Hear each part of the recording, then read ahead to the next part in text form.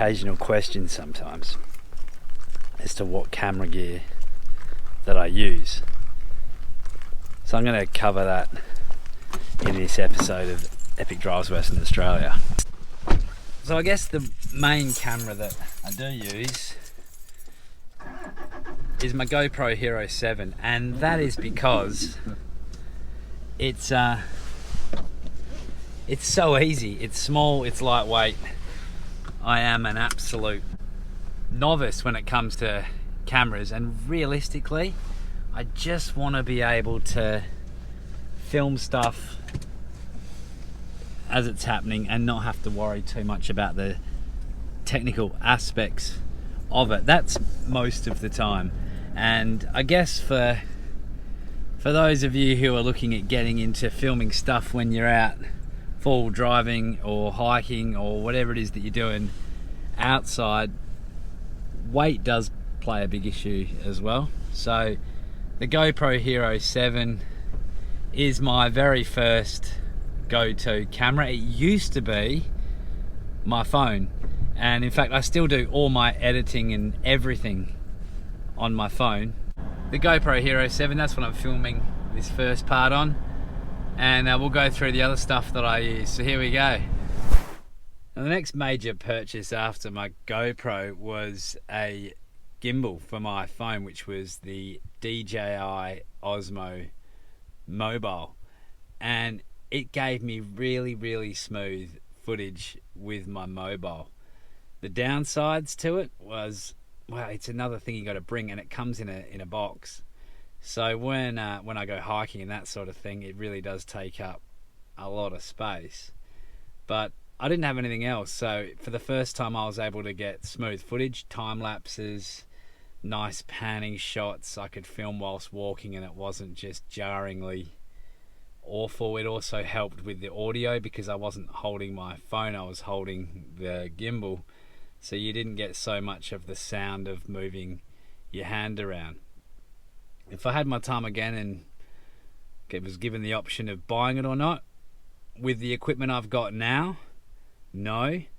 But with the lack of equipment I had back then, it's come in handy on a few videos. So if you're somebody who's just looking at shooting just on your phone, then the Osmo might be something to consider. And it's been out for a while now. There's a lot on the market, and there's a lot of other brands that do mobile gimbals. So if you're just looking for something really basic and you're not interested in filming on anything other than your phone, then yeah, seriously consider a gimbal for your mobile. The next bit of kit that I got was a real game changer, and that was the, again, DJI, but the DJI Spark. It's a drone. It's the entry level one, and for me it was everything I needed. And the best thing about it is it's pretty small compared to the others, but the DJI Spark gives you 1080 footage and obviously aerial. So for me and what I do, it really was massive. If you haven't got a drone, that is seriously something to consider if you're into off-roading or adventuring. And then came this thing.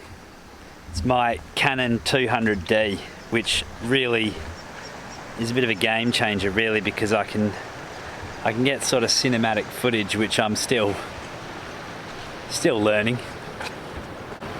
But it doesn't just give me what I used to get on my phone. I do have to take a lot more effort and learn a lot more to use it. But I've found that when I have got it right, the quality is that much better.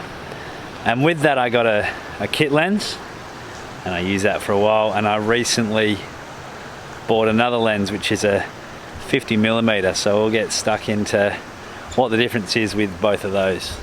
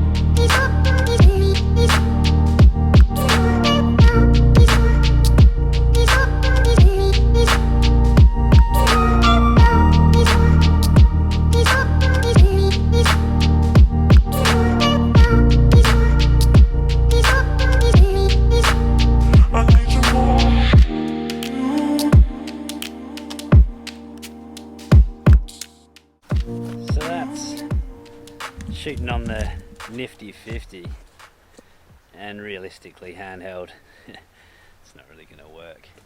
So I'm going to flick over and use my 18 to 55, the kit lens, and we'll compare the difference with shooting outside, eh? Alright, so this is the 18 to 55 and already handheld, a little bit better. It doesn't give you the background blur, the bokeh. Birds flying by. Missed it. Shut up. Concentrate what's going on around me. Let's give it a go.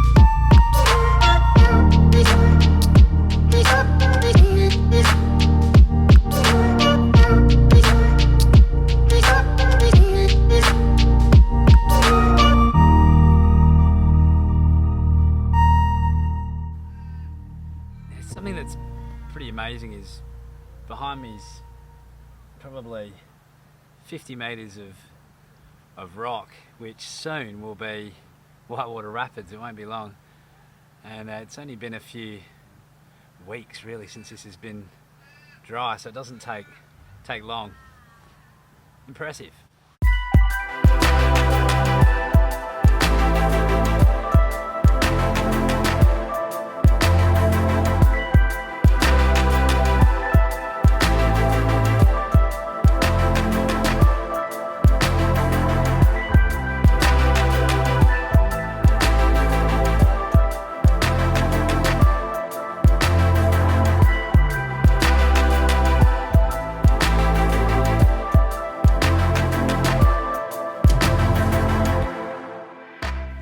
There is a really nice 4K walk or something like that around here, and I've done it before. Brought the boys out here, so that video I'll link anyway in at the top there somewhere.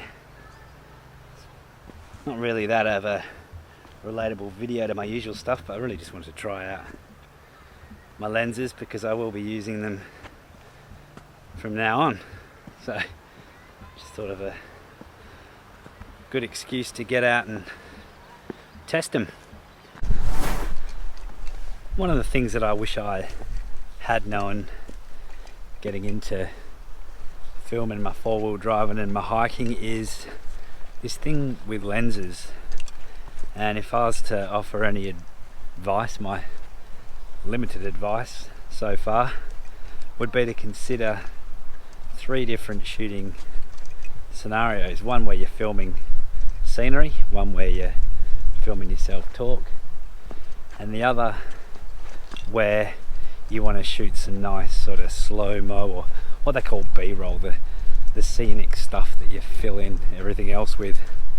And to do that you need 3 sort of shooting options: a wide angle, which I'm going to use my GoPro for, sort of very narrow depth of field and good for shooting close up for when you're talking or for your really scenic B-roll.